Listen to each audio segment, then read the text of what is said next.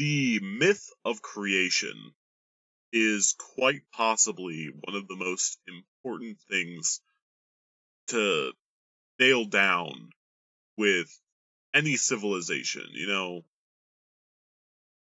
There's the whole how did my world come into being?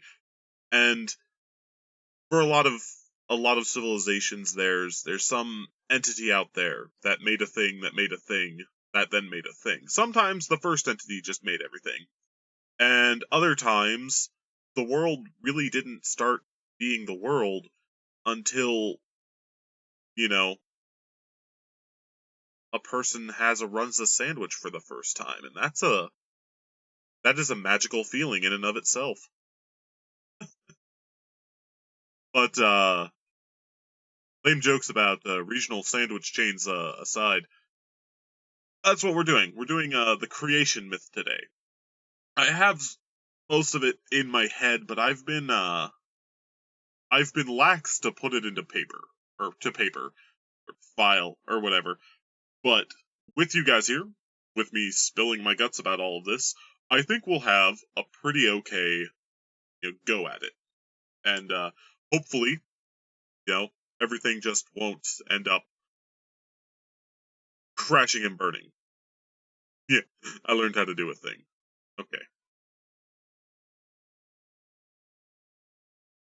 So I'm gonna just take my mouse and I'm gonna put it off to the side where I can't nudge it with my feet or my hands or my arms or my dumb face. I'm gonna go ahead. I'm gonna start drawing while explaining sort of how I view this campaign world's creation, how it exists. You know? Oh man, it feels good to get the stylus back in my hand. Feels real good.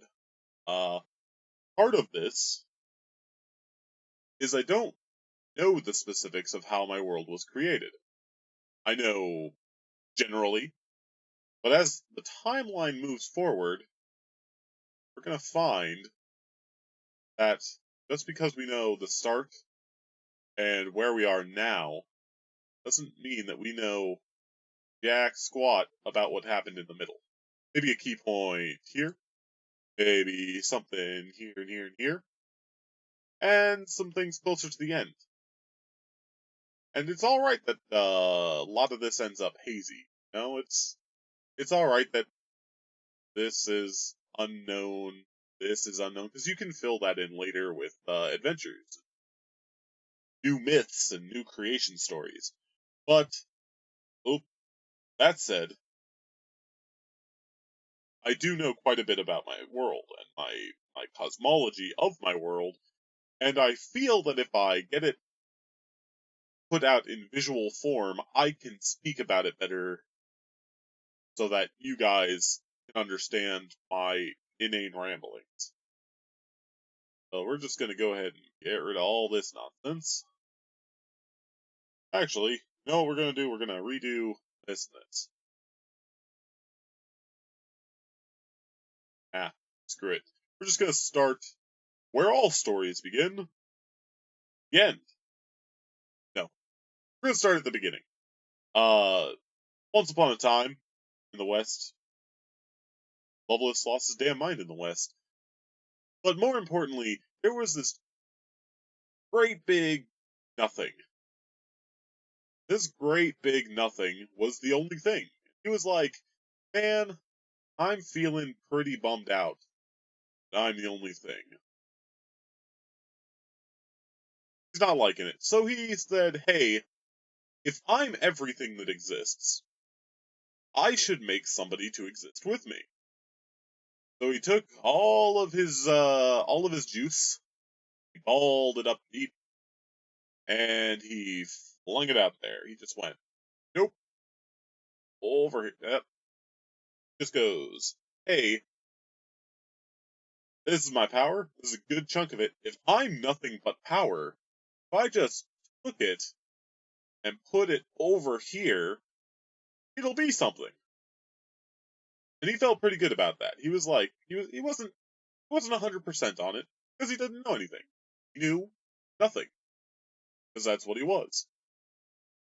But in the end, I think he felt okay about it because he got a little smirk going on. He was like, "Yeah, oh, no, no, we don't know what's going on."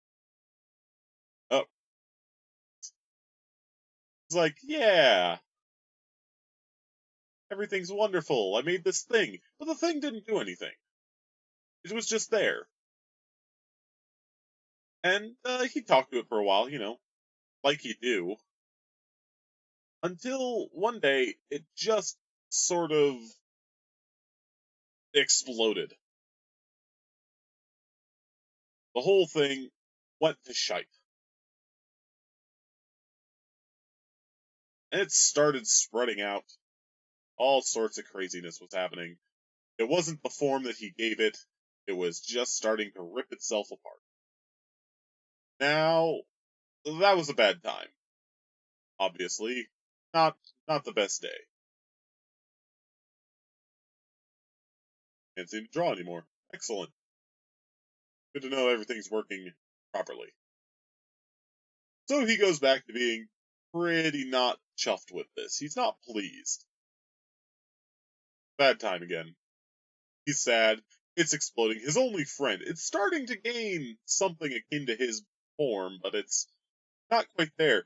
Meanwhile, he's getting sort of, what's the word? He is starting to get a little less existent.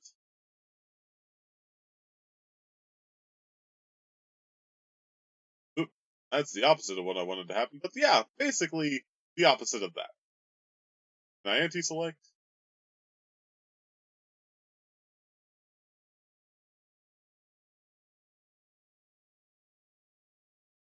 Nope, can't anti-select. Excellent. This is going well. This this is exactly what I wanted to have happen. Anyway, he is starting to fade from existence. He's not having the best time in the world. Seriously, where are you? Oh, here we go. He's starting to fade out. Ah, I was on the wrong layer. He's starting to fade out. Which is making him rather noticeably not pleased. Ignore the smile. So he decides, you know what I'm going to do? I'm going to go to sleep until this whole thing blows over. Because I don't have to deal with it. So he goes sleepy bye.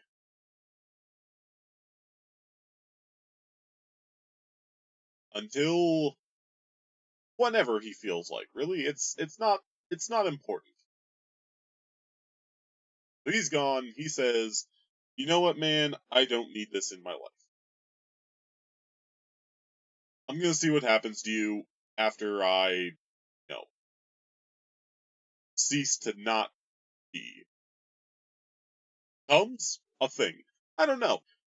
The words didn't exist yet. And also, I'm bad at speaking, so that's fine too.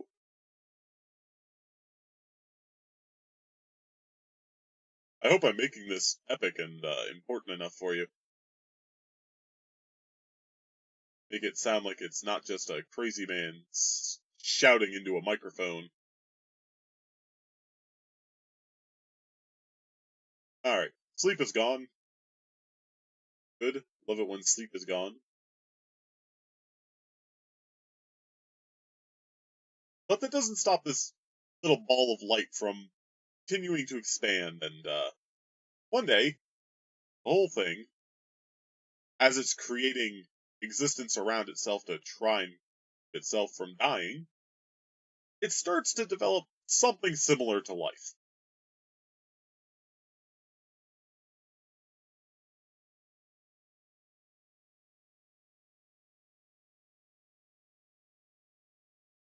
So this big ball of nothingness gets bigger.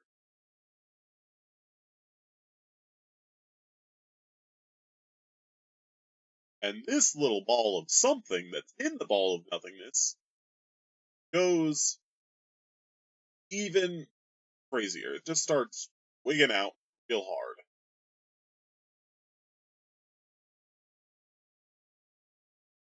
I can't make it wig out enough.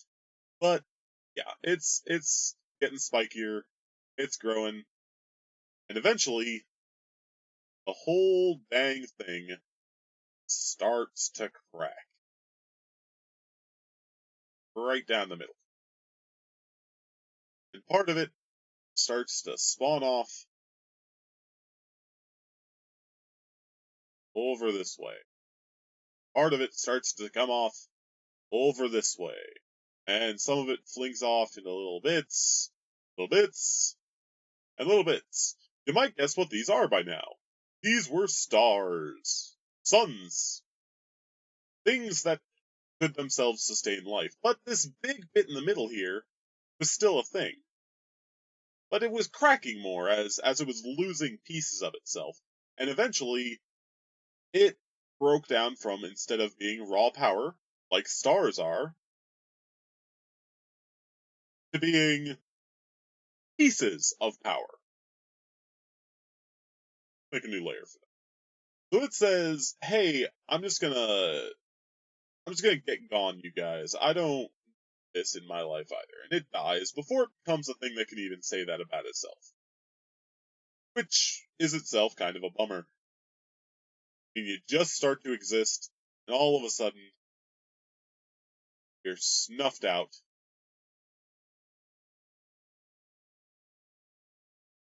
Like you were never even there. Just gone. But you're not entirely gone. Pieces of you were left behind, as tends to happen.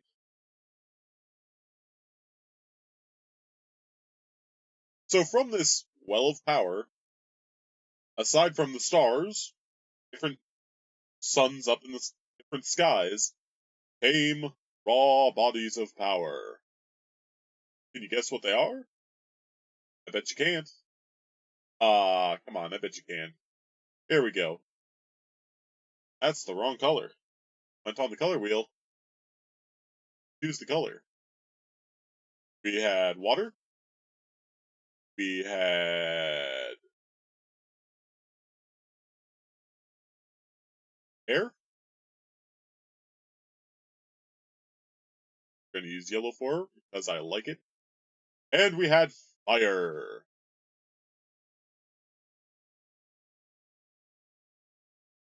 And that's it. That's what universe is broke down to. That's what was before the universe broke down into. It couldn't sustain itself in that much power, that much space, so it broke itself apart, and the little parts that could sustain themselves did. That's the stars. But the main mass couldn't, so it split itself into three parts. So it's sitting here in the middle, like a lazy bastard. Sorry, like a lazy bum. Oh, that's not appropriate either. And it goes all over the place. So there's fire over here, there's wind over here, there's water over there, and generally speaking, all of this from before isn't there. The power just burst out. So this stuff is actually more along the lines of let's crumple it down.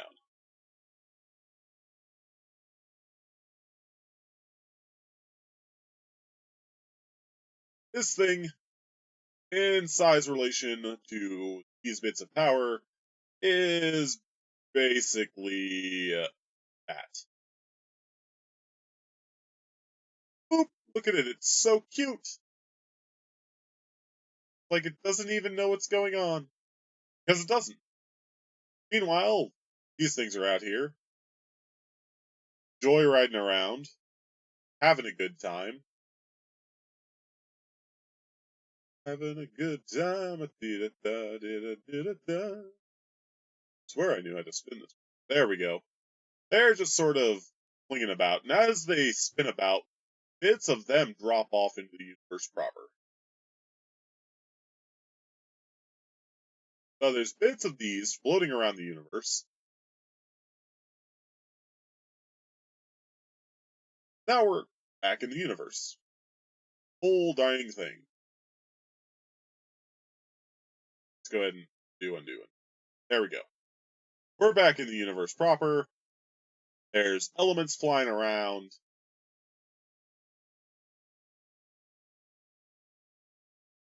Dooby-dooby-doo, everybody's having a good time. And as they spin around and they fly around each other, bits of them break off, and bits and bits and bits, and then they float around these orbs, these stars, for a while. Dooby-dooby-dooby-dooby-doo. Everybody's having a good time. Until bits of them go ahead and undo. There we go. I don't think we need space anymore. Until bits of them start to gather together to larger pieces. So they go, hey, ho, what you gonna do? And bits of fire come in. And bits of air come in.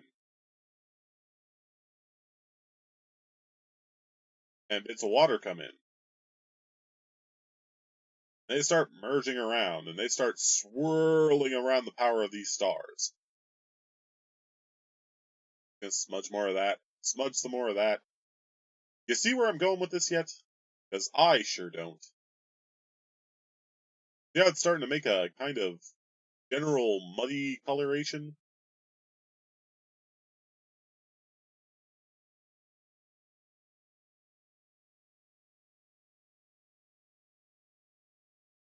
That little spawning of brownie what's-it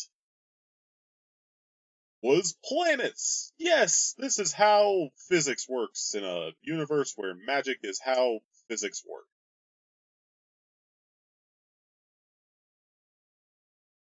Good times for everybody.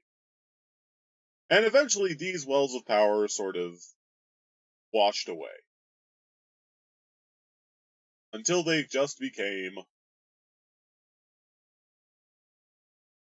worlds, and they became largely... I'm on now. There we go. Until they largely became planets, made out of a new element combined of the other ones, known as or dirt. So yeah, the cosmology of the world is that all earthen elements, not actually erasing, all earthen elements are made of a combination of these three main elements.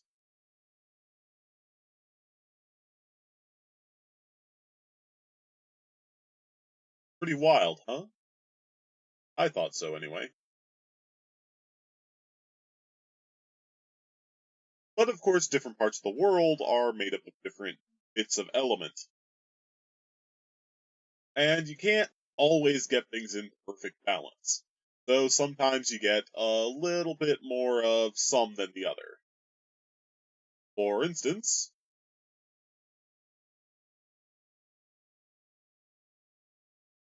where is it? There we go.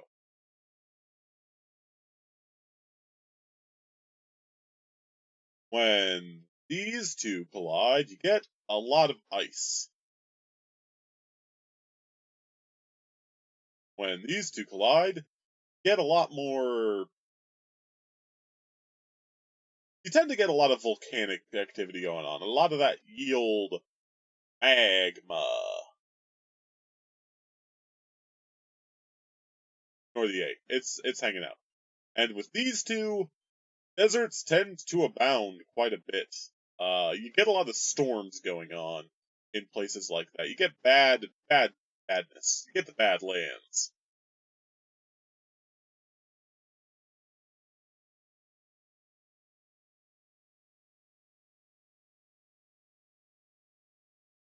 And of course, you can get more of one than the other tends to be, say, more air than fire tends to get you more plain old desert. More fire tends to get you a deeper version of the Badlands where you get all kinds of angry heat and storms going on. Whereas more air is just more barren. The less water you have of either of those, well, obviously barren. Places where there's almost nothing but water, well, that's known as an OCN, or an ocean, for those of you who speak the English language properly, unlike myself. Boop-a-doop-bop-bop. You see where I'm going with this, right? It's not a perfect system, but it's a system. And typically, it ends up turning into this nonsense. Where you'll see, for example, simple. Oop, you know what? There we go. You'll see a symbol much like this.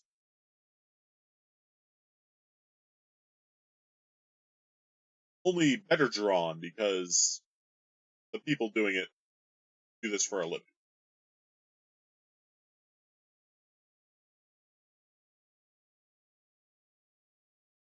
Something along this line. But without that thing in the middle.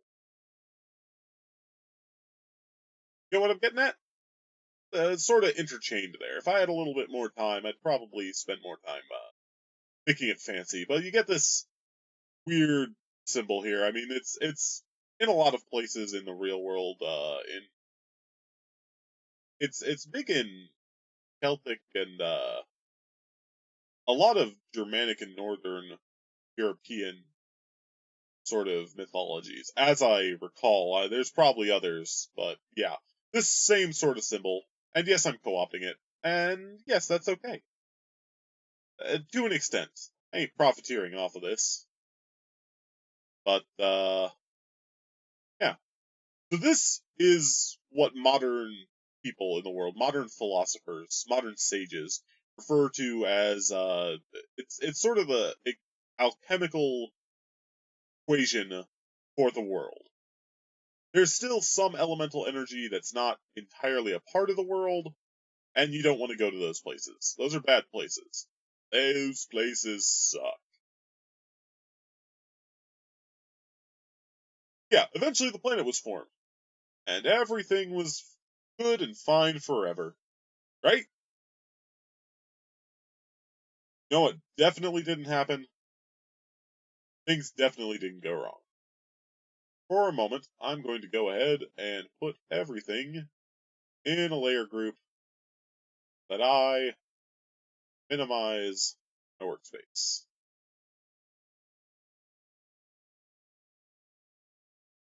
Problem solved. Alright, so that's how the universe was made. Abridged. No Nappa, sorry, I'm not Team 4-star, I can only do so much. But yeah, that's the world. That's how the universe began. But it's important to note how life began. And life is a tricky thing. Not only because you have to figure out how taxes work, and you have to get a job, and you can't live in your parents' basement forever, which at least that's what people tell me. You kind of have to keep moving. Like things start to exist and things start to change to some extent or another.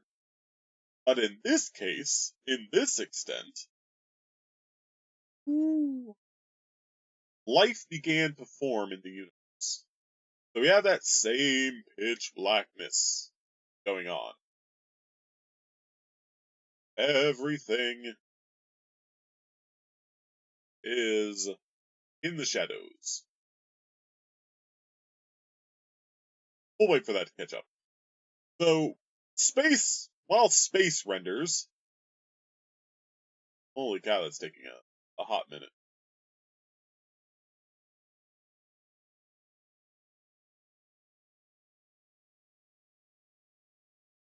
So space is a thing. It exists. We know there's something outside of space. But space exists. This is space. This is all of space. And there's Sleepy McGee up here, snoozing the day away.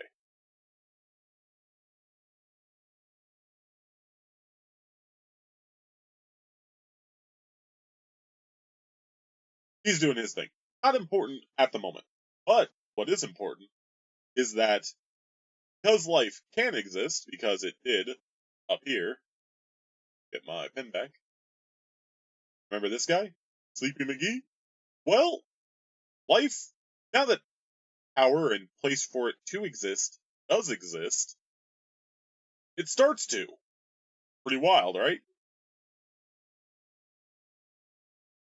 So, power that was in the universe started to try and make life out of itself. It had tried, but then it almost died. In its stead comes raw power. So some of these stars turn into beings. Ooh, ooh, ooh. See if we can't get a colored corona around that. No, not really. There we go.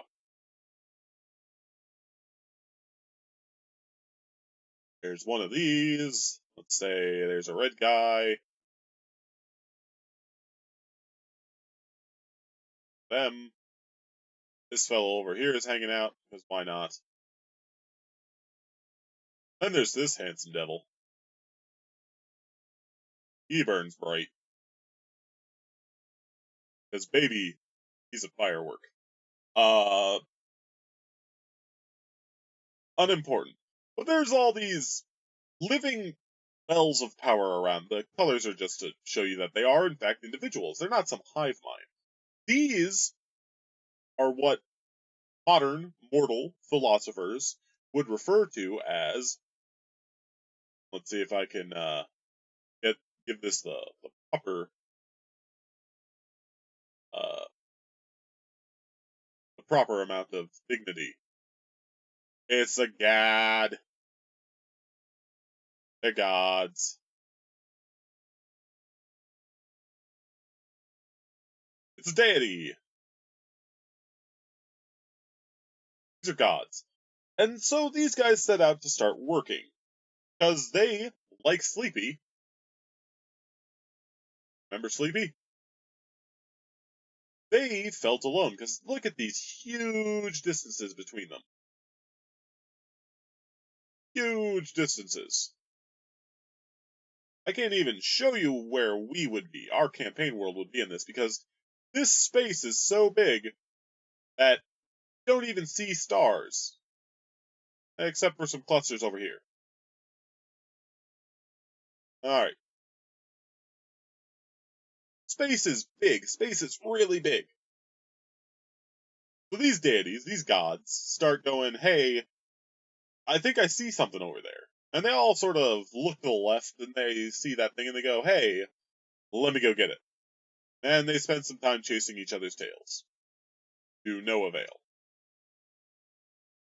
Some are running from each other, some are running to each other, trying to meet. In the end, they decide, that thing's obviously nothing. But then when the planets start to form, they realize that there is stuff in the universe for them to mess around with. Existence is a thing after all. So they notice these little fun guys, planets. This is magnified for your viewing pleasure. And some of these guys start to show up and go, hey, what's this ball of mud that suddenly exists? I'm gonna touch it with my hands. This guy goes and he touches it with his hand. Just goes smash, smash, smash, smash, smash. He's touching it with his hands. You can't see his hands because they're so very bright. He starts smashing into this rock with his hands, and he's picking up mud and he's shaping it into people. He goes, "Yeah, I'm gonna make something out of this." And he comes through. He goes, "I'm gonna take this thing, and like me, it's just gonna be a blob." So he takes all the little elements of the universe and he plops it down, and it's just, lo and behold, another blob of mud. Not to scale. These are not to scale. Not to scale. He's sad because he's not to scale. But it's not moving. It's not doing anything. So he does what any sane person would do. This will be the planet now. Because I ain't changing nothing else. So he does what any clearly rational person would do. And he starts ripping out bits of himself, and he starts putting it into the mud. He goes, "Mud, you're gonna be like me." And then the mud was like him, and it started dancing around. It was all, "Ooh, ha, what you gonna do?" But it didn't really do anything. The green guy here was sad, and more importantly, green guy here was smaller after the effect. He shrunk down. He was this big. He became this big. So gods all around the universe started basically doing the same thing. A lot of them died. They just did. Over the process, trying to learn how to create life, how to create companionship, a lot of them just popped out of existence. Like that guy. And this one. And of course, Green Jeans over here, he didn't fare very well. But yeah, more or less, life began by spewing cosmic goo into other cosmic goo and hoping for the best. And when it didn't, a lot of them got sad and left. Some of them actually ended up finding each other, realized they didn't like each other, and they started kicking each other's metaphorical teeth in. Because, some of them had it, some of them didn't. Some of them just pretended to have teeth, some of them didn't know what teeth were. How do you know what teeth are? They didn't start to exist.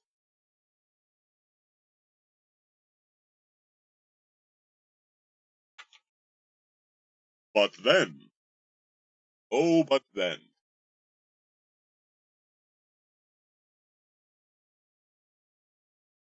the biggest and most cleverest of these guys, the biggest piece of the power that originally existed, said, "Hey, I got me an idea.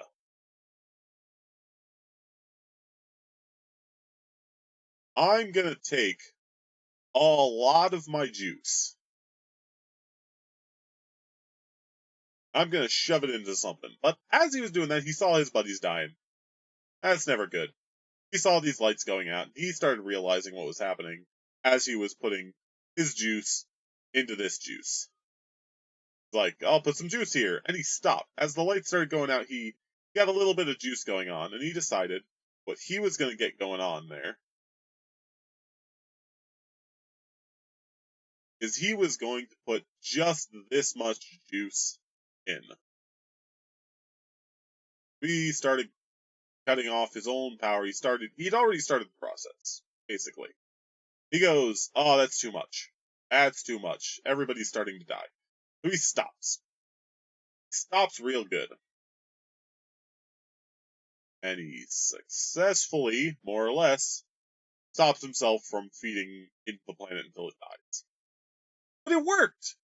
Because all he did was start the process. I use he because it's easier for the human mind to understand genders than it does just it. It does this, it does that. And as a male, I tend to identify the unknown with my own gender because that's how psychology works. So it's he, the creature, the being, it will eventually, in this world, be taken as masculine, understood as masculine. Just because of the way it behaves versus the creatures that would eventually come to worship it. Uh, Goes, "Oh man, it didn't work. This is bullshit." It's looking around, it's not happy, it's just like, "God dang it." But after a few billion years, all the power whirling around this little ball, plus his power, the elemental power plus his power, does something really fancy. It creates new, gosh darn, life. Much smaller life, but life.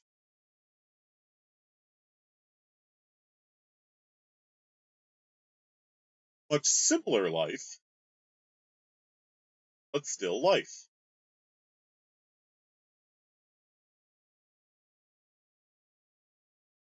So here's that ball, and across it, when you looked closer, in the grand scheme of things, in the elemental sense, in the alchemical sense of the universe, it was earth, it was brown.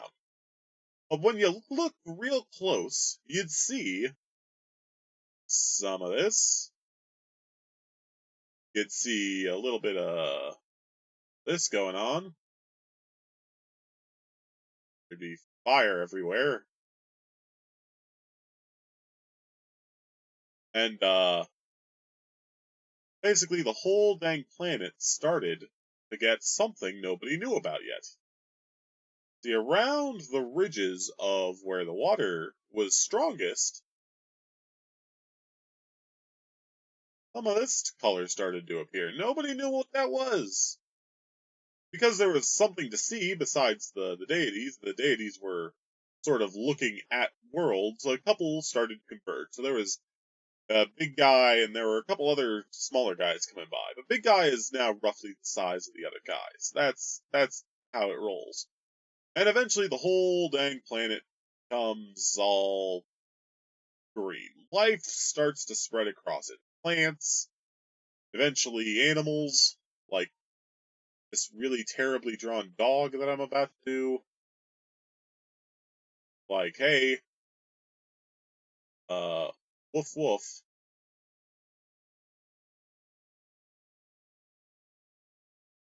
Uh, I'm a pupper.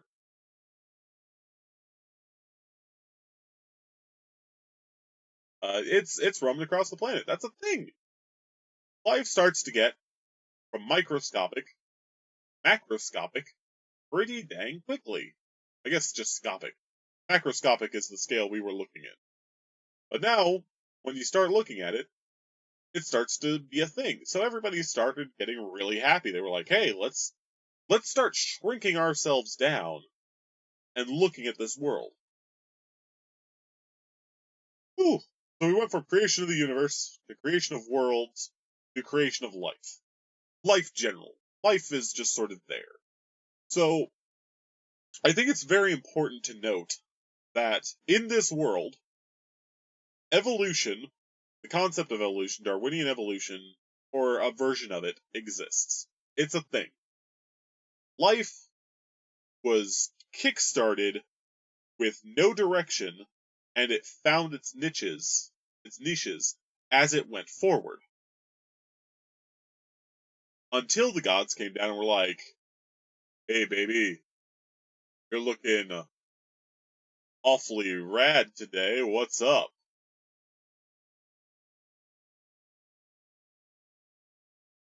So that's how that goes down.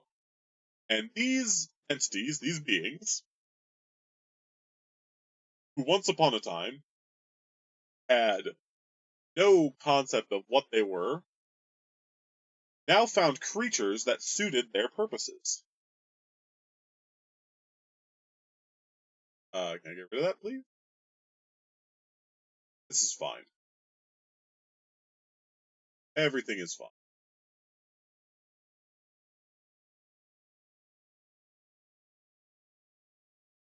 Oh dear. This whole thing is wiki. That's fine.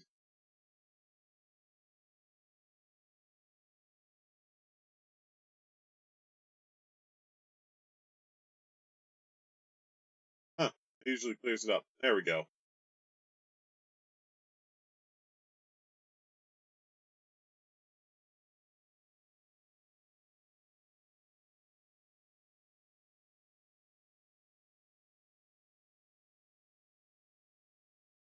Alright.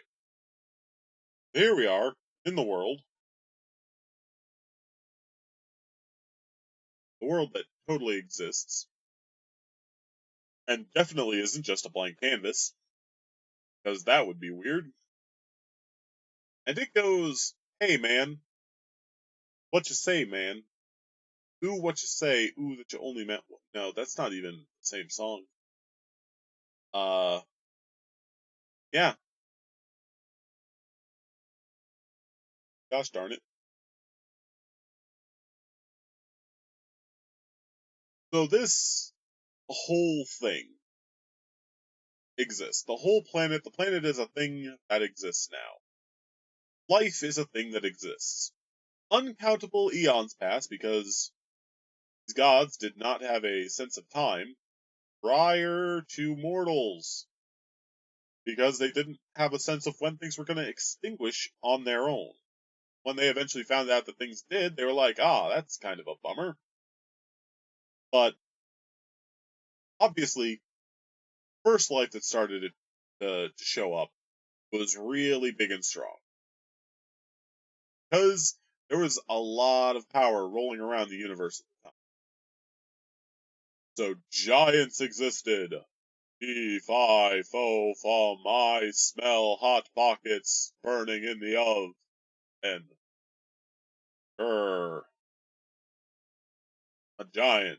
Those giants came in different forms. They came in, uh, oops. They came in frost, rest, frost, icy giants. They came in the form of lava giants. First ones were actually known as titans. There's only fossil records of them anymore, so that's unimportant. And storm giants.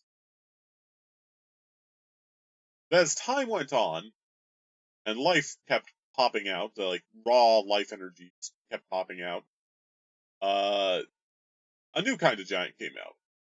And that giant was the stone giant. Stone giant. Stone giant.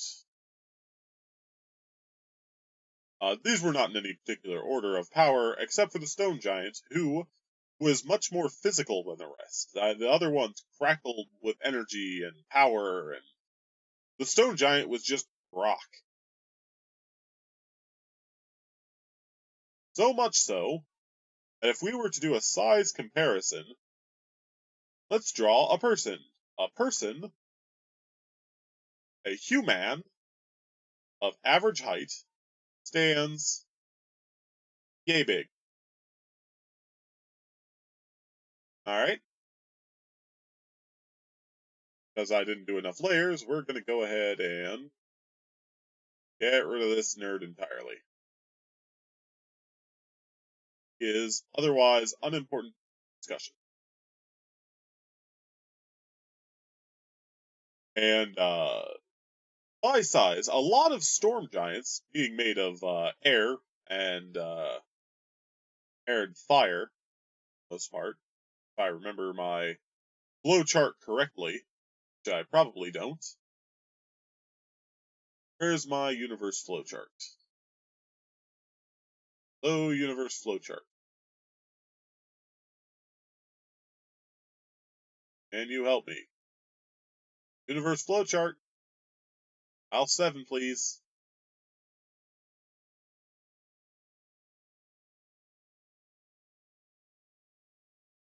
Okay. Well, this isn't good.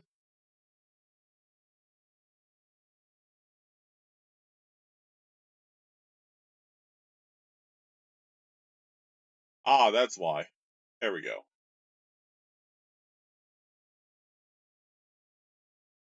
Yeah. So, yeah.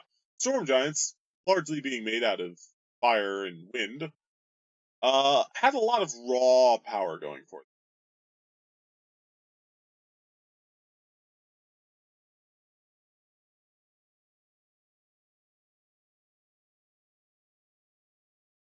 Not raw power. Write everything back into existence, please. Thank you. Write enough of it back into existence anyway.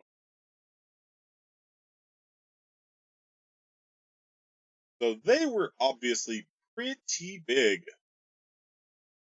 They were coursing with the stuff. They were like, I'm a giant. Look at me. I'm really big and strong with big muscles. In fact, he was bigger than that. He was so big. He was this big. Couldn't even fit on the canvas. He's that big and strong. Look at him go. Just his chin fits. It's crazy.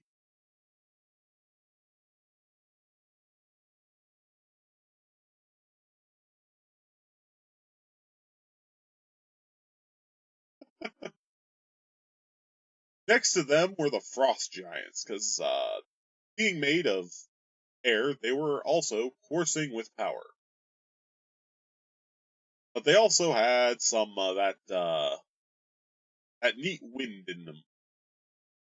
So between the air and water, which froze, obviously, when these two collided, it created a new concept, the concept of cold. And it made Frost Giant. And the Frost Giants pretty much came up to the shoulders of these guys.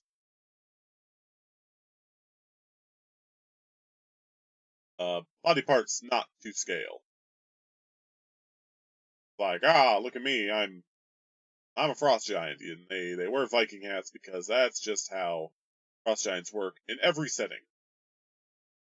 They're Vikings, and they have a thing going on with frost giants. They don't get along. Storm giants, frost giants don't really get along because these guys, I got a complex about my height. I don't like you. Then came the fire giants, the lava giants. And the lava giants were pretty much the same size as the frost giants, maybe a little shorter. That didn't matter to them. Because they were a lot more physical than their compatriots. They existed a little bit more. They were a lot closer to stone than the others, and while these guys, these fellas, were so preoccupied with how the universe worked and how much power they had versus each other, pretty much. Lava just went, hey, I can make stone, and they were like, yeah, let's do this. They're pretty chill guys altogether. I mean, they did a lot of stupid stuff, but they were pretty chill guys. But eventually, all good things must end, and the stone giants came about. Stone giants, much like the frost giants, to the storm giants, only came up to right about here. Only about shoulder height to everybody else, or to the lava giants. And generally speaking, they were still pretty strong. Look at his muscles bulging. Everybody was strong, but these guys, they were okay. So here's a human, and a stone giant's about, as you can see, about twice the size of a human. Lava giants about 3, frost slightly above that, and storm giants are about 4 times the height. I don't want to say size because then I have to get into volume, and I'm terrible at estimating volume. But these guys, stone giants, didn't have a lot of magical power. Unlike all 3 of these fellas, the storm, the lava, and the frost giants, they didn't have a lot of elemental power because all of it was spent giving them physical form, which is why they were much closer to the element of earth itself. So they were actually really good at moving that.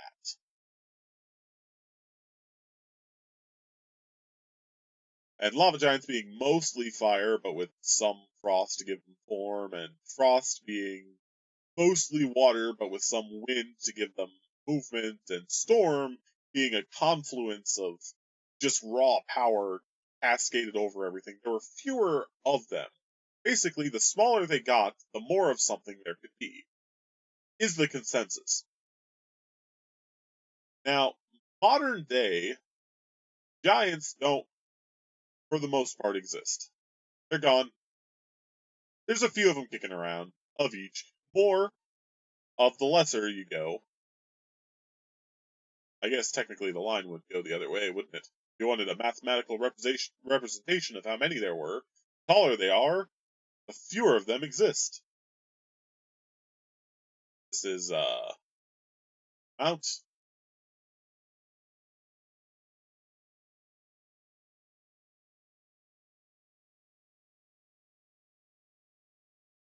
versus size.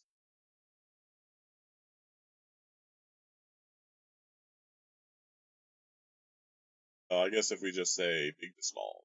Big, small. That's how math works, right?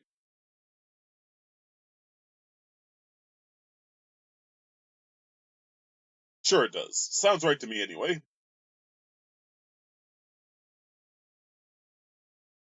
But eventually, and there's not a lot of records of this, because the survivors of whatever cataclysmic event caused the giants to go extinct wiped out most of their history. What little they had. It's assumed that they were mostly tribalistic because there's not a lot of written records. A few of them developed their own written language, but most of that was lost in this cataclysmic event, most assumed to have been a war. So, where does that leave us? As life goes on, less powerful, less expressly powerful creatures come into existence. So here's creation. Life begins microscopically, then spirals up into big guys like giants. Grr, I'm a giant, as well as a whole bunch of nasty critters. But it seems that for whatever reason, a lot of creatures are still on the large size, but as time goes on, sapient creatures,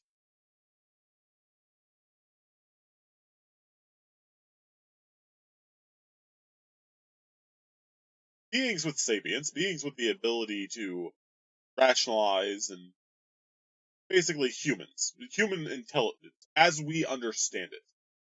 Uh, a lot of a lot of fiction refers to it as sentience. That is incorrect. But sapience is a wonderful thing. And there's the giants here, and then somewhere around here are the elves, elves, and somewhere around here are the dwarves, dwarves, and then humans are somewhere off screen because time is big.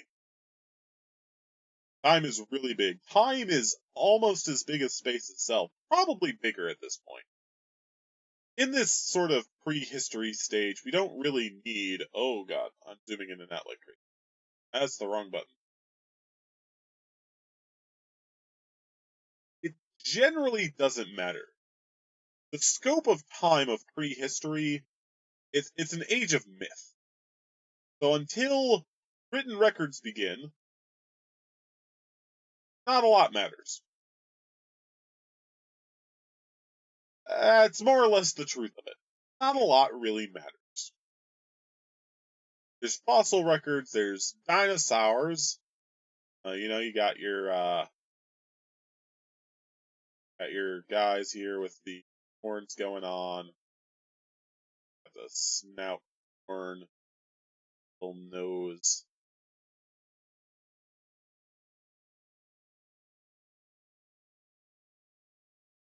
Little eyes.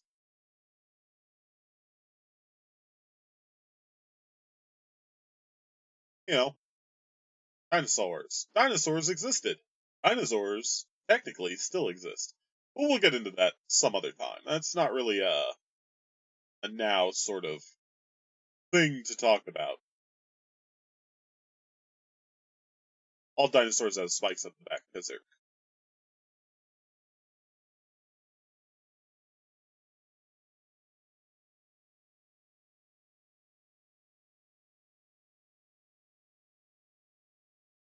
Anyway, dinosaurs. Prehistory things don't super matter. The exact time scale doesn't super matter. But it helps to give context to what happens after history begins.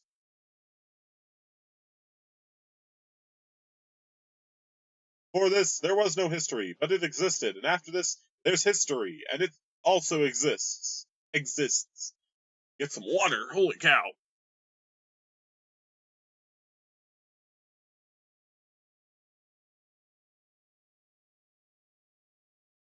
And it's sometime just before history begins that gods decided, hey,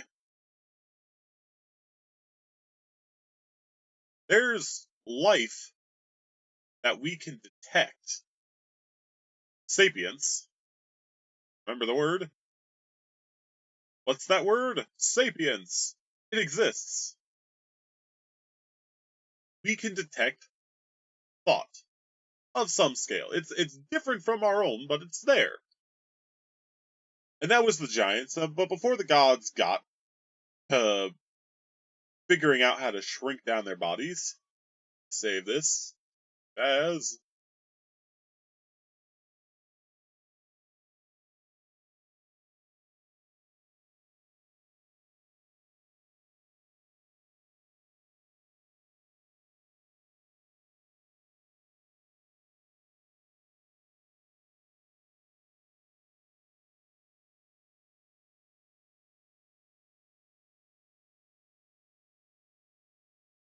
all right. Now it's saved. It should be a little less finicky. Uh, the gods came down and said, "Hey, look at this. There's people down here." So they're scoping us out, and there's first one that finds anybody is this nerd who sees these creatures walking around on two legs. They have arms. They got these long, pointy arse ears. Not that long. That's sort of boop like that. Boop, pointy ears.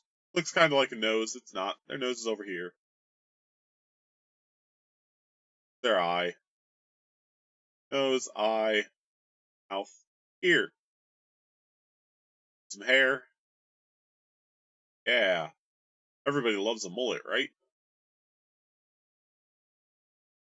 Everybody loves mullets.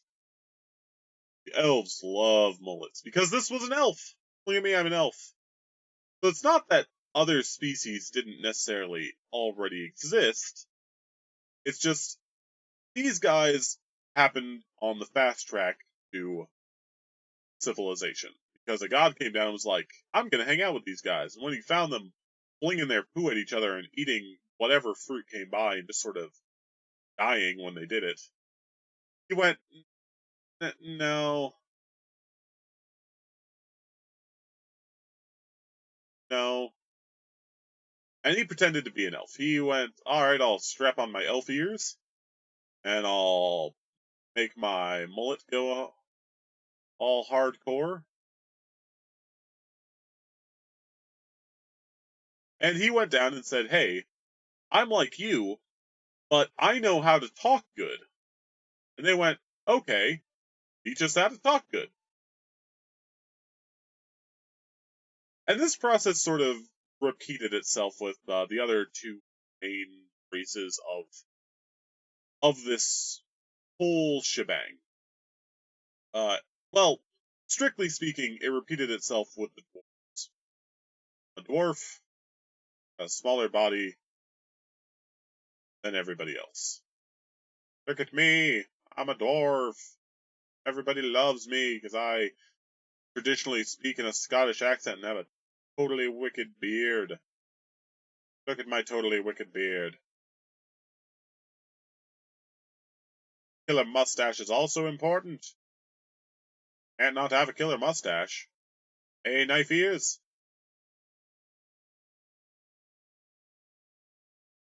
That's racist, dude.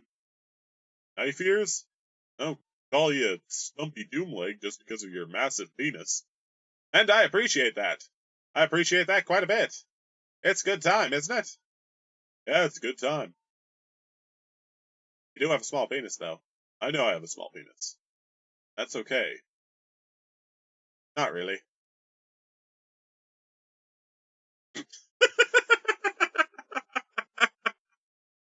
Oh, I hope none of that came over.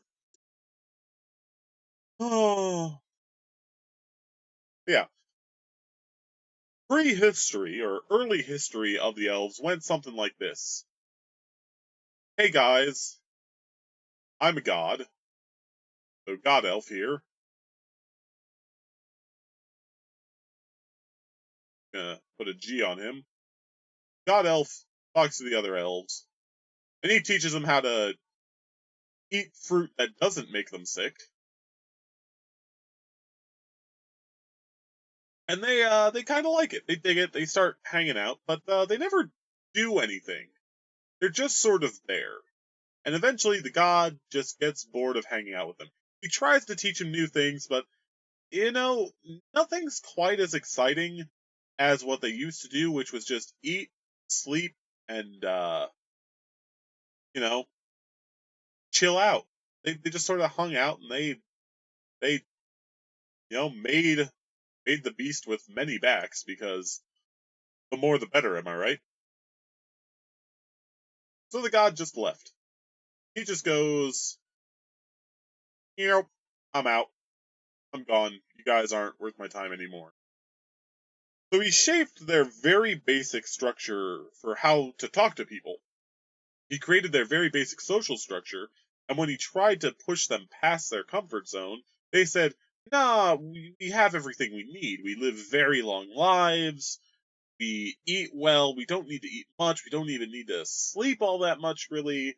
But we're pretty good. We're pretty much the top of the food chain, which is crazy because we don't eat a lot of meat. We do eat it. We don't have to, but we like it because we're elves, and elves are assholes. So he pisses off. He just goes, nope, I'm out. I'm up into space again. Back into space. Then comes roughly the same time, actually. A guy came down and he started hanging out with dwarves. So there's Dwarfman.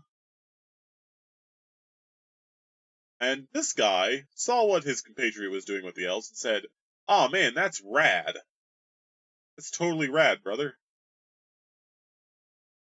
I want to do the same thing. I want to make people do the kind of things that I like to do." And the dwarves, he found out, as he met up with them, said, "Hey guys, I'm going to do him in a different color. We're going to do him in sort of a rusty-ish red. Yeah, there we go." Like, "Hey guys, do my mustache. Pretty wicked, don't you think? Got this, little chin fuzz going on. How's it going? I am also a dwarf. Like you. Isn't this great?" They're like, "Yeah, we love being dwarves. We're basically underground all the time, so we don't have to worry about birds. Birds are scary." My cousin went out one time. He was like, "Birds," and I was like, "No, the bird ate him." Because that's what birds do. They just pick you up and leave. Because remember, this is still early history, so large creatures were still all over the place.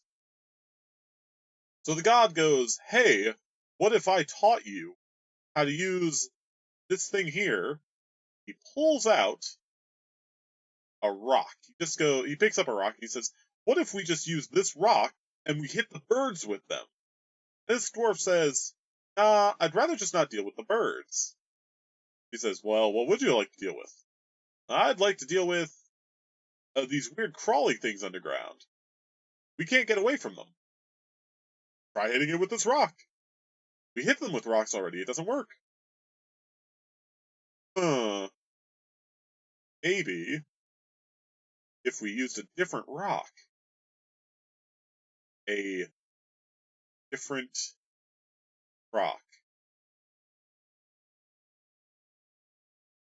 Brilliant!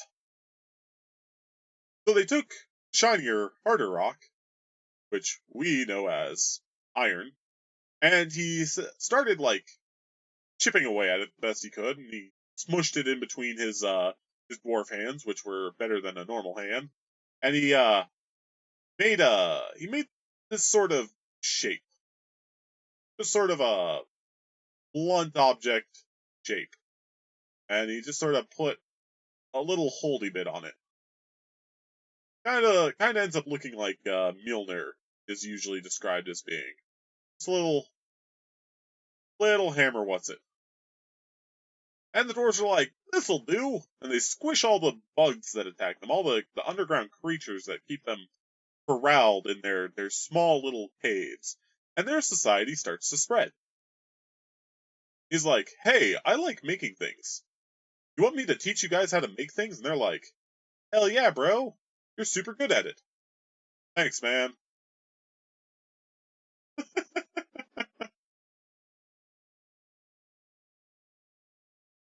And one day, he's like, hey, you guys have always been super cool to me. So I'm going to show you exactly what I am. And he's like, I am actually not a dwarf. I am, in fact, much bigger and more powerful than a dwarf.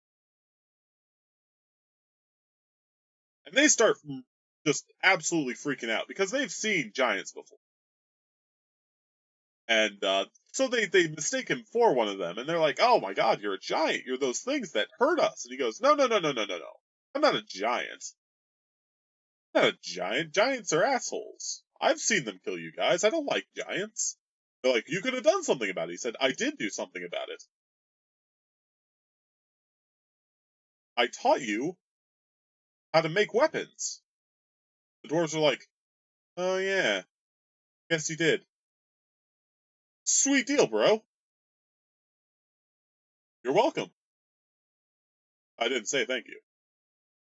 But you meant it. Not really.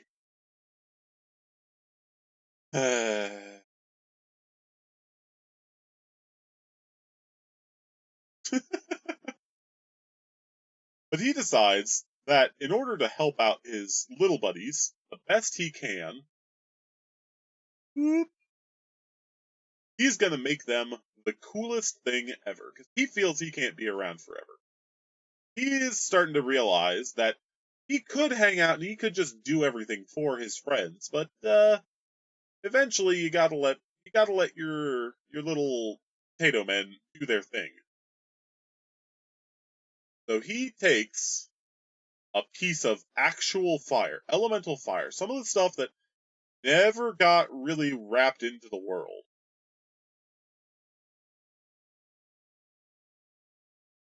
And he starts to grab his hammer, his big old hammer,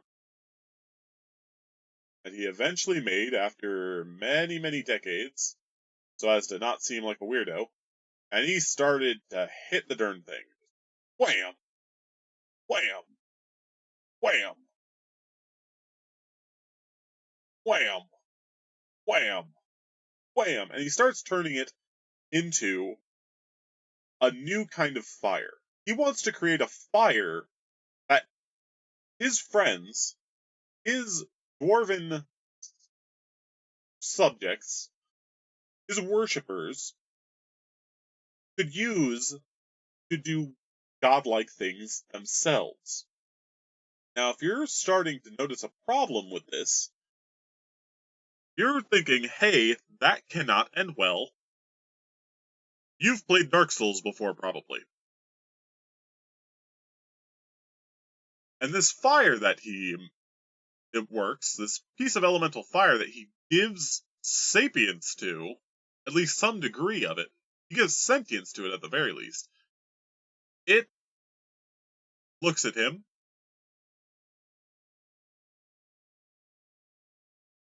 and it goes. It opens its eyes. It's all happy, and it just goes. Ah!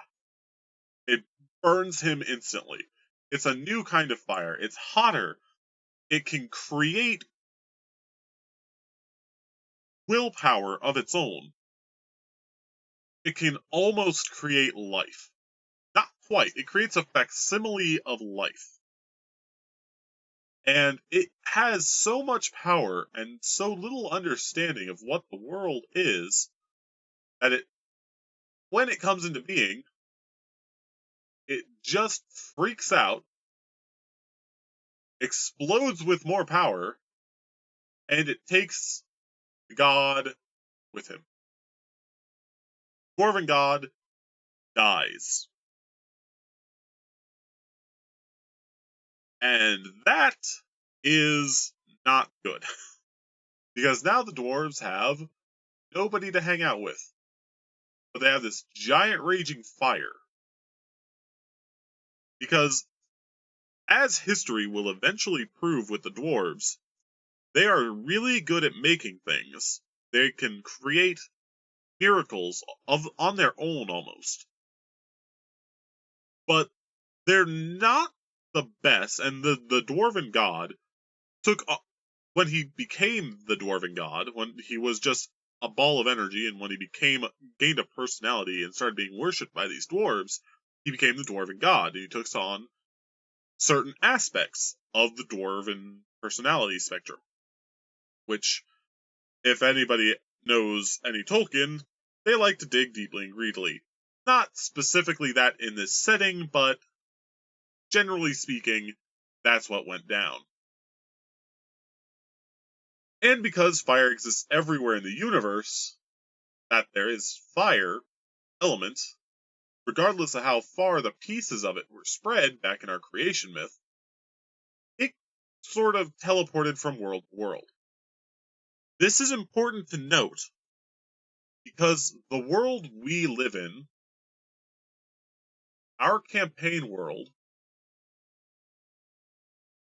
is not the original world of elves and dwarves, or even humans.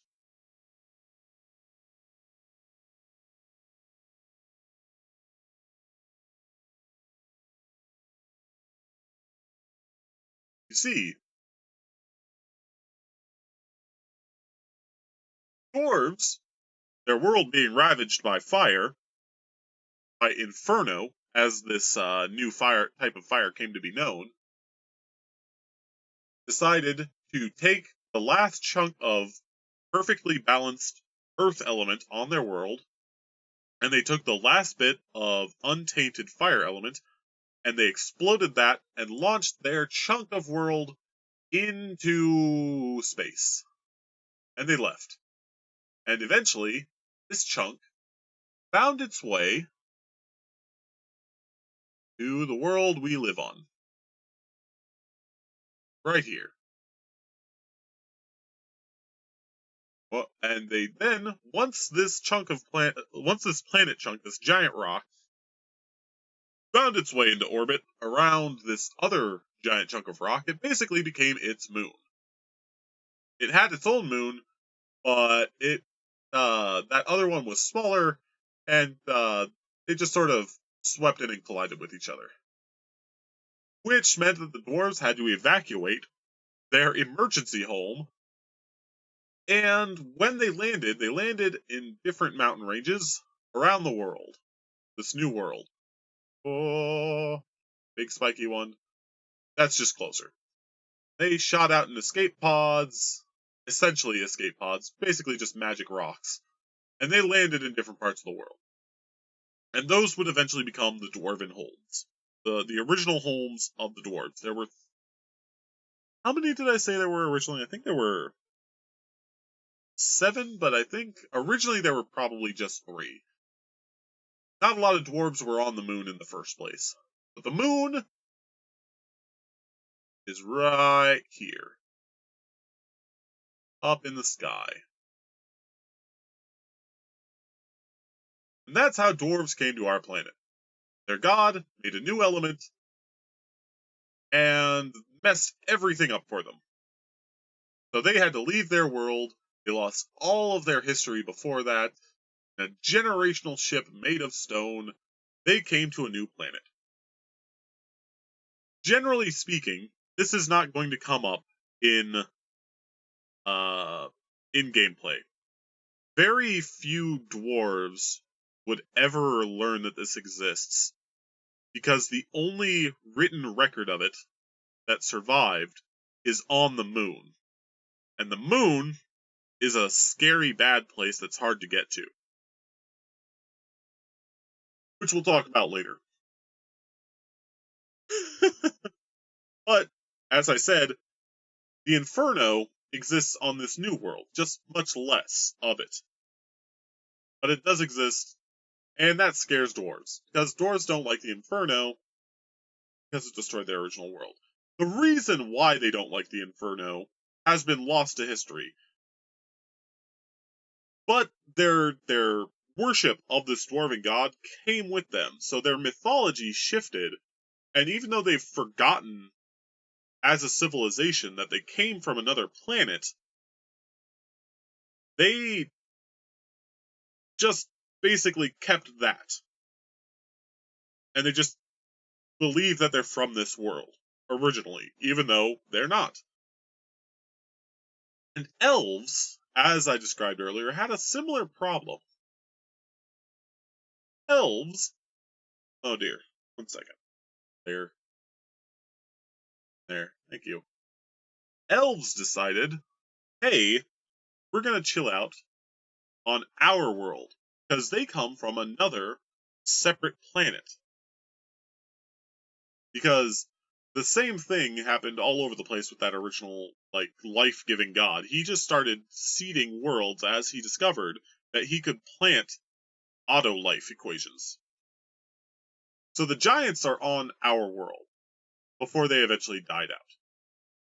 And that original god, after their civilization crumbled and he decided it wasn't worth hanging out, he left because, what's the point? And he started checking out other worlds, which he had then learned other gods had been messing with as he left them behind.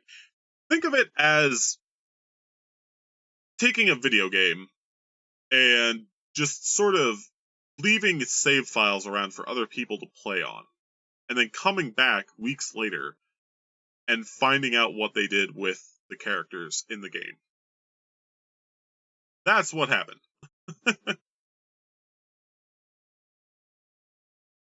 But the elves ran into a problem. In of that, in the 1 second, I need some water.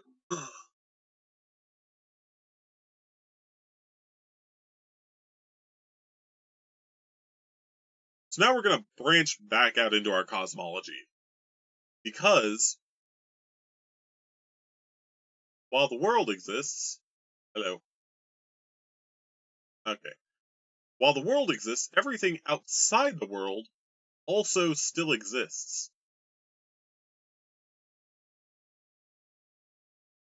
Remember this stuff happening?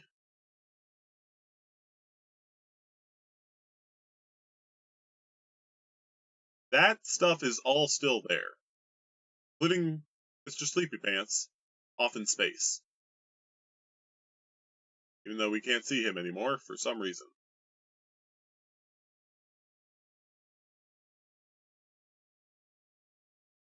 But all of space exists in space. Like, there's a space for space to exist in. So space exists in another external space. There's a nothingness in which something resides, even though that something also has a nothingness around it. It's this, like, nesting doll of existence. There's a vacuum layer around everything that is and isn't. Some things are just less nothing than other things, I guess.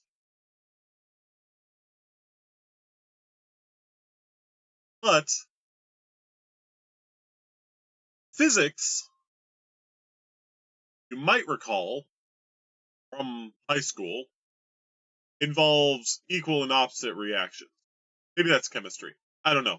I'm not I'm not a science man. I like it, but I'm not good at it. So everything that happened here also happened out here in the nothingness, in the grand scheme of things. The grand schema.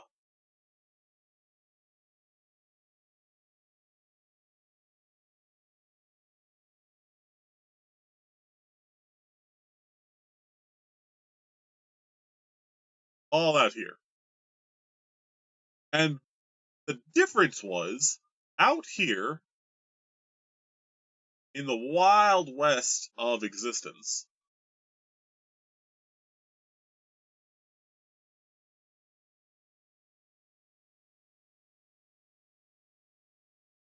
came the craziest people you'll ever meet. That same raw power thing that was happening everywhere, it turned out. And it was doing its own thing. It was it was globbing together. Whereas the raw power of this universe broke apart because it couldn't handle it.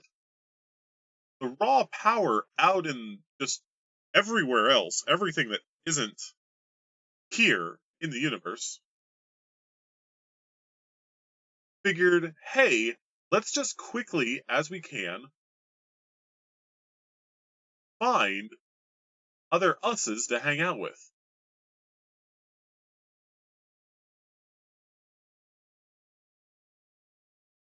And it got together, and they started just absolutely freaking out. And they all lived in a yellow summer. No,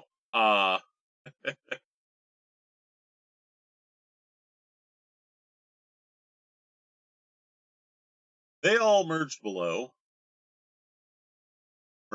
They all merged together into this brand new something. That something was basically like the universe unto itself.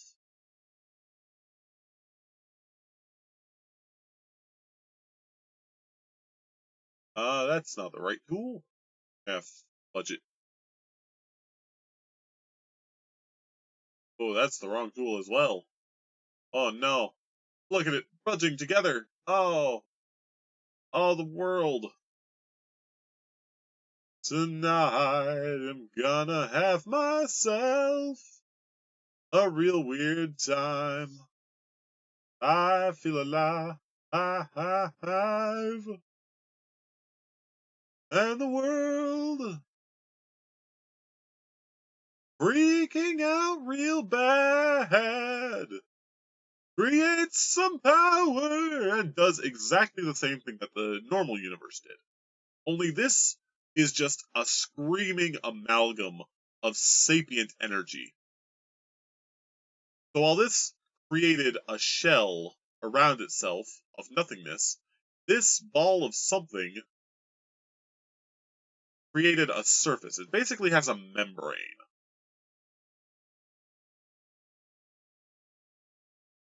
This is where things start to get weird. Oop, come on.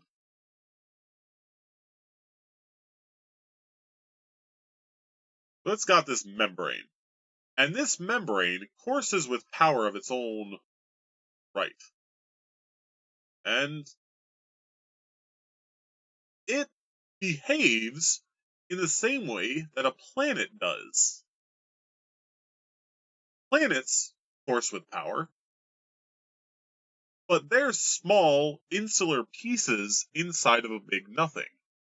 This shell is a great big planet encasing something, and outside of it is all this nothing. But every one of these lines of power, these ley lines, matches a ley line. Each point where these ley lines intersect, these uncountable ley lines, I'm circling one right here. Every time one of them intersects, that intersection is the same as an intersection in a physical world in this universe. Which was wild. Nobody expected that. Least of all, the fact that life started to exist right here, on the outer shell of this primordial void, of this primeval existence. Primordial or primeval? What do my notes say?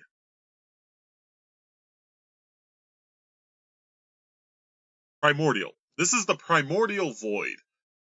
Out in the nothingness, there's a blob of power of infinite depth, encased in a very finite spherical shell, coursing with ley energies that match the same ley energies that exists on the surfaces of planets.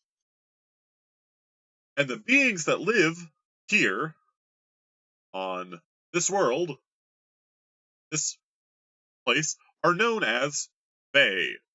Basically, fairies in the sort. And they started trying to take over this universe.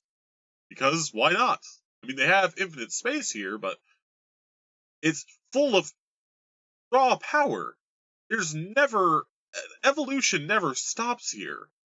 So while in this universe, giants eventually stopped being made because there wasn't enough power, this universe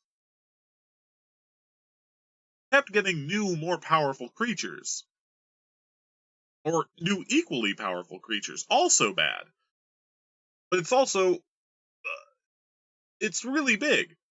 And eventually these creatures gained sapience and started doing their own thing. And they would attack worlds here when they eventually figured out, when they accidentally figured out that they could, they did. So they popped through, they found a bunch of lazy elves kicking about doing nothing, and they realized that they could pop from, say, they could pop from this point here down to this universe on a planet that we cannot see, walk about 50 miles, and pop back into their own universe way over here, and basically start to patchwork together massive kingdoms.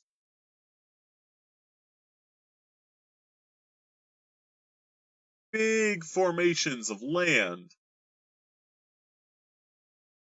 started to become available to these guys. And they could fight wars more effectively, rather than say, this country fights this group of people. They could create a new fortress on this side of this small nation and crush them, and then it would become this nation. And they kind of looks like a dick. Everything looks like a dick, though. And the whole thing kicked off because with elves, because on our world, elves came from an entirely different planet. I've said that a whole bunch. I'm getting to the point, I swear. Because you don't always go to the same world. This, right here, is not the absolute entry point. Sometimes you go to this world. Sometimes you go to that world, right there. But the point is, sometimes elves would get free. And despite being turned into soldiers and slaves of all sorts, they busted their way out of the Feywalk, which is what this place is called.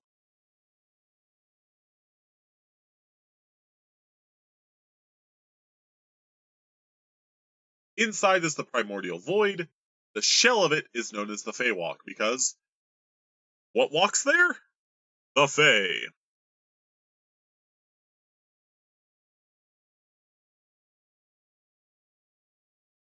So the elves break free, or an amount of elves break free, and they end up on a random ass planet. Happens to be our planet. And on this planet, there was a branch, a rare branch and a rattling branch, branch on the tree, and the tree in the hole in the bog, and the bog down in the valley.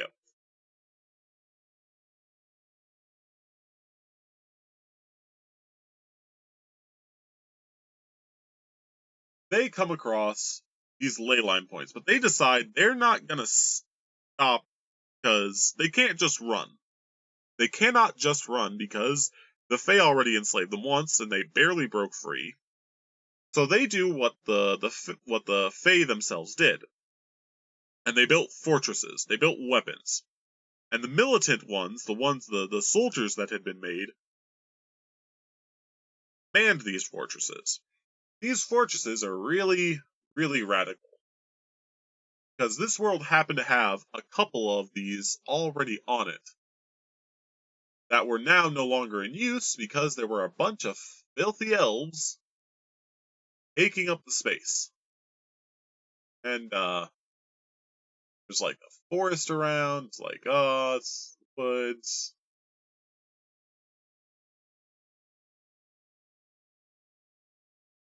It's the woods. There's a forest. Everything is awesome. And there's these giant stone, like marble spires coming out of the ground. That's what this thing is. And it comes up hundreds and hundreds of feet above the rest of the forest. But it is also so intrinsically tied to the Feywalk that it grows fruit on the inside, basically to keep and soldiers there fed, so that the Fae don't have to do their own work. Because why get slaves if you have to do your own work? Like, actually feed them. Get slaves for that. Get slaves to feed slaves. Now you have a never-ending chain of slaves. These towers, these fortresses, are known as world trees because if you are familiar with the Aurora Borealis, basically this great fancy light show, certain parts of the world.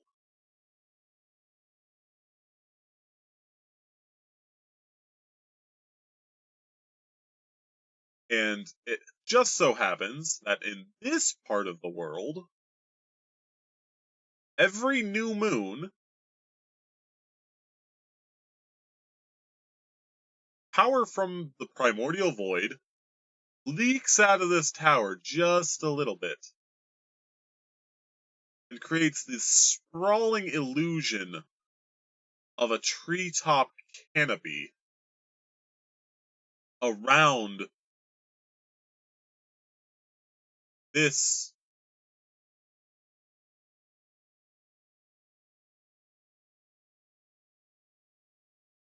thing.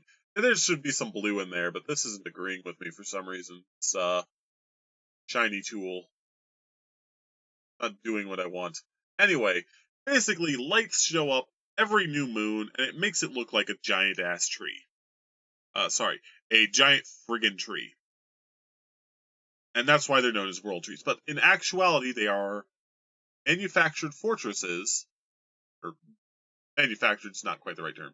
They are fortresses in which the elves sort of live and work. Normal elves live out here in the woods. I said live out here in the woods. Out here in the woods. Normal elves live out here in the woods. But the exalted elves, like the ones who chose to stand and fight and stand vigil, live in here in the tower. Then there's some elves that sort of sometimes pop in and out of the Feywalk in this area because it is a place meant as a portal. The tower focuses it into something that you can work with on the regular, but sometimes people just disappear.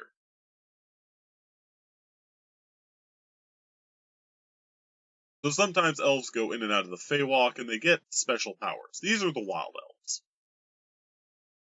And then there are the elves who, when they came out of this, just said, no man,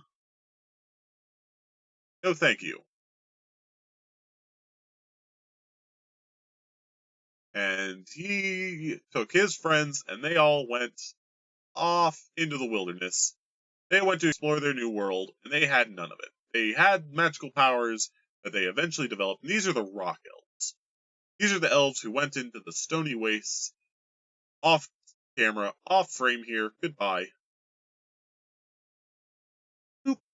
And they did their own thing. I'll probably explain more about different kinds of races and their histories when this whole thing becomes a thing. When I do I'm gonna do a video on each race, basically. But that's sort of where they came from. Humans, on the other hand, just sort of come from all sorts of planets. Humans are like roaches in this universe, in that they just sort of exist. And different humans from different worlds sometimes fall through space and time. And eventually, enough of them gathered up in one place where they created a stable, breeding base, essentially. A genetically viable population. And they had a good time. They had a really good time, if you know what I'm talking about, eh? Yeah, you know what I'm talking about. Oh, God. So, and then, because they popped up in different parts of the world, and their sort of cultures from their original places clashed a bit, basically every human adapts to their environment. Over time, a human is very adaptable, and they will be able to make do. And that's what humans did. And then, as humans do, they spread out. Now, there's a couple of different human civilizations, and I'm not going to get into it, but that's the origin of humans on this world. It is important to note, for the future, that this world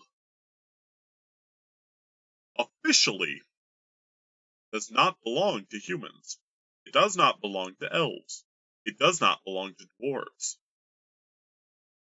The species that evolved here doesn't even technically own the planet. As far as people in space are concerned. You remember space people, right? Out in space? Sorry. Out in space? Space is this big? Other species evolved out in space. And they eventually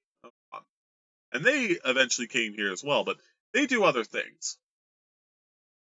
I'll get into that more later because I feel that will have more impact in its own reveal. But there is an extraterrestrial race, an interplanetary race, that believes that they own this world. Last to note is that I mentioned that there are a couple of sapient species that evolved on this world. But typically, in the universe, one major species tends to only really be active and thriving on a world at once, because that's just sort of how it works. And in this world, the species that evolved take crown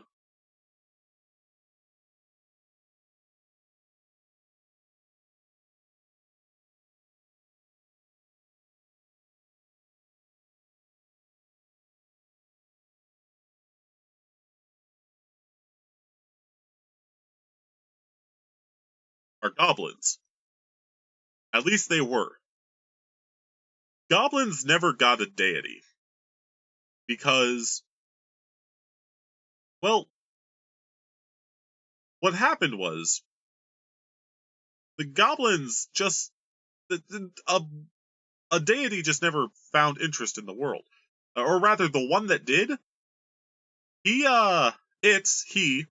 decided, hey, I'm gonna look down, and by the time he looked down, he saw humans.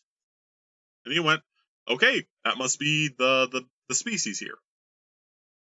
And he went in and he started playing the game, and he started doing the human scenario, not realizing that humans were a transplant.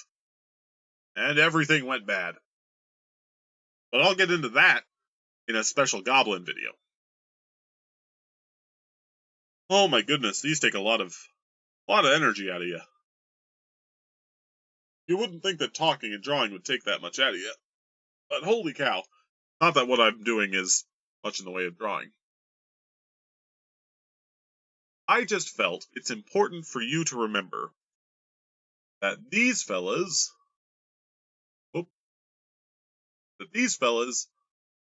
were the original, aside from the giants. The giants happened, they're in decline, the goblins are growing into power. Think of it like, first there were dinosaurs, then mammals started to become a thing.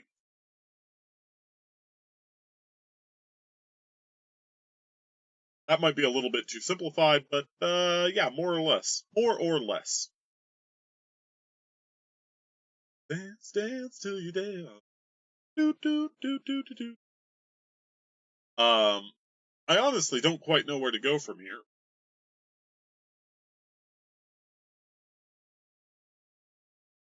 I wouldn't have thought that the history of the universe would take quite this much time and effort to tell, and still not have most of it be told, because I rambled on like a madman about things that probably don't matter in the grand scheme of things, if it was intelligible at all. And also my throat is really raw right now, and I hope that I am enunciating enough for it to not just come across as me warbling into the microphone. Because it kind of feels like I'm just warbling into the microphone. I am in much pain.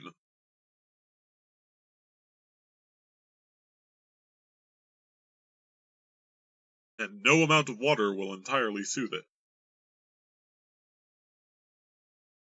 Holy cow, there's still 20 minutes left. Okay. So I have explained where energy comes from. I have explained where matter comes from. I have explained where life comes from. I have explained how gods work. I have explained that gods manipulate life. They don't create it necessarily. They can, but they don't. Because, I don't know, it's hard.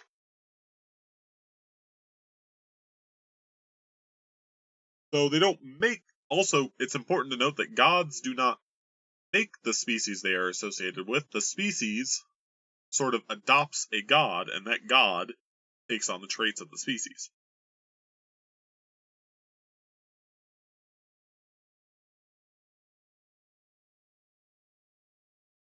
Now,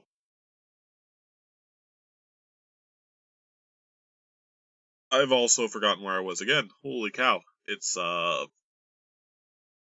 flashing before my eyes. Life, the universe, everything.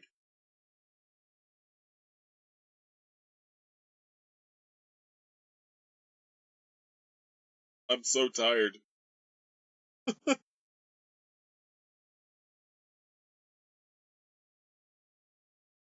There is the human god. Let's go back to the human god.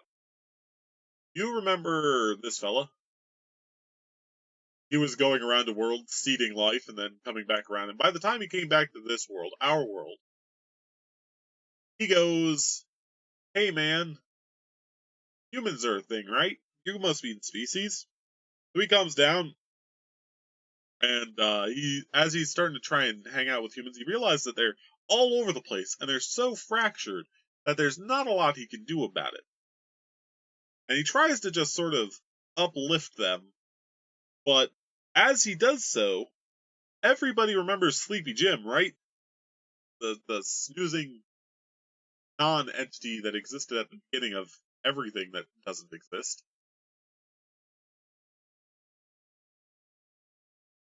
Uh,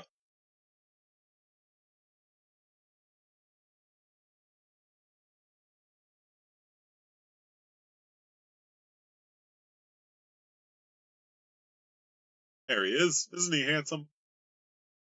He woke up and he realized that the universe is a thing.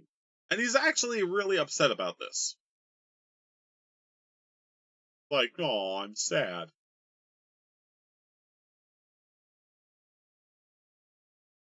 Because, as far as he's concerned, this is just the corpse of him and this friend that he tried to make. He was like, I'm going to take a nap. I'm going to wake up. My friend is going to be here. It's going to stop being sick. It's going to exist. Instead, he sees this nonsense and this nonsense right here. Is to say, this nonsense right here. And he's angry. And he just goes, I'm going to wreck that. And he tries to get in, and he just sort of bounces off of it. Because he and it are made of the same stuff. So it might as well be something. So it's the equivalent of matter to this creature. And it goes, alright, that's the way you want to play it? I can play that game.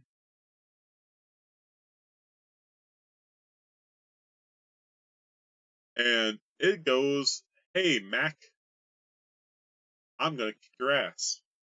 And he shrinks down small enough to slip through the cracks.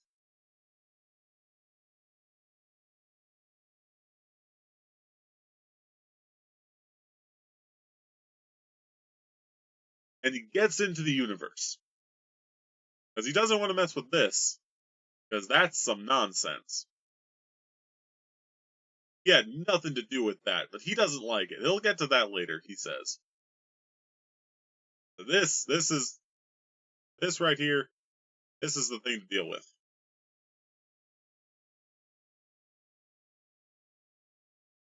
We gotta stop this from happening.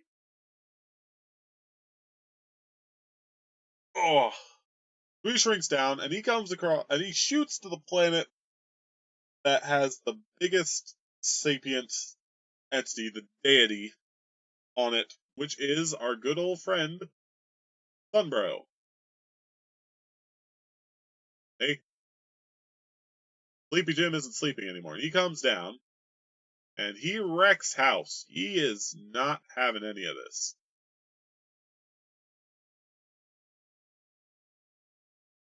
He comes down to the world, and the world is small to him, but the world also has, you know, it's got these nerds. And these nerds don't much appreciate the fact that this nerd is trying to hang out on their turf and trying to wreck up the place.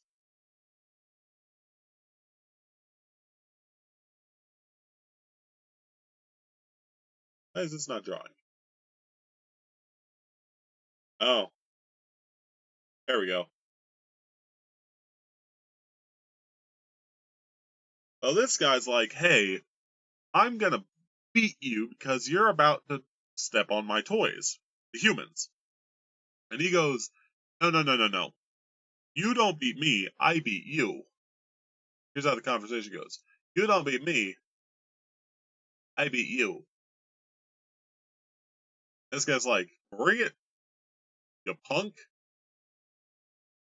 And they fight. And it turns out that Sleepy Jim, not the name of the entity, I've just been calling it that because it's irreverent and I like that. And this god fight each other. And they've both gained actual physical forms. I'm still using these blobs because I haven't nailed it down. But basically, God Boy here looks like some sort of giant human made out of metal, made out of silver. Giant human-like creature, anyway. And upon seeing this fella and wanting to kick his ass,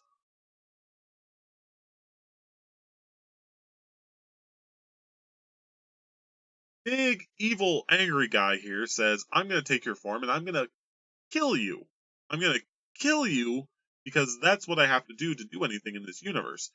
But he's lost so much power shrinking down like this that he actually ends up losing the fight. They fight across the world, which creates this massive ecological disaster, which sets every civilization back hundreds of years. The dwarves are okay because they're underground. The elves are alright because they don't really leave their forests. The rock elves have a problem because they're out and about. So they end up going a bit tribalistic and doing their own thing. But humans lose everything. They lose all of their history. They end up splitting into more isolated groups because of this. And it's not a good time. It's not a good time for anybody. But eventually, Sleepy Jim dies. Not the name of the character, not the name of the god, but he dies. Ancient Evil destroyed. Everybody's having a good time. Having a good time. He's gone. Problem dealt with. But our god friend is gravely injured. He is gravely injured, and in the fight, he is buried. He's like, Sleepy Jim grabs him and puts him in a pile driver and slams him into the ground with his last breath, basically. And then that's it. That's all it says. That's all it needed, because the god goes comatose. It goes brain dead. But its life force shatters. Its sapience, its mind, breaks into 7 parts, and these basically become lesser deities. They're known as aspects of this deity. The exact names are in another notebook, which is buried in a box somewhere in my room, and I will find it one day. I've been working on this for a while. But these guys are basically lesser gods in their own right. They can't leave the planet, but they're here. And they themselves, seeing the corpse of where they came from, believe, oh, well, this is just how it is. And they sort of create large lumps of material out of their bodies, and they bury themselves somewhat shallowly into the land across this upper continent of the world. And they go, all right, I guess we just wait for someone to find us and we do a thing with those people when we do. And that's it. Basically, that's the end of it. We're approaching a time at which I need to stop talking. But this church eventually forms. People discovered these aspects. And these aspects are gods in their own right. They're just much less powerful gods than actual gods. They're lesser deities, they're aspects. Each of them has a fragment of the personality and power of the deity they come from, though. Which ties into how clerics work. Instead of domains, these guys, each aspect is a domain. In classic D&D, or rather in 5th edition and in 3rd edition, every god had a couple of domains, and a cleric could choose one or more of those domains and get power from them. In this setting, the only organized religion that gives power to clerics is the human religion, which is the Church of the 7 Aspects. I believe I have another name for it, but that's basically what it is. And these aspects will take all of their time. Let me save this, actually.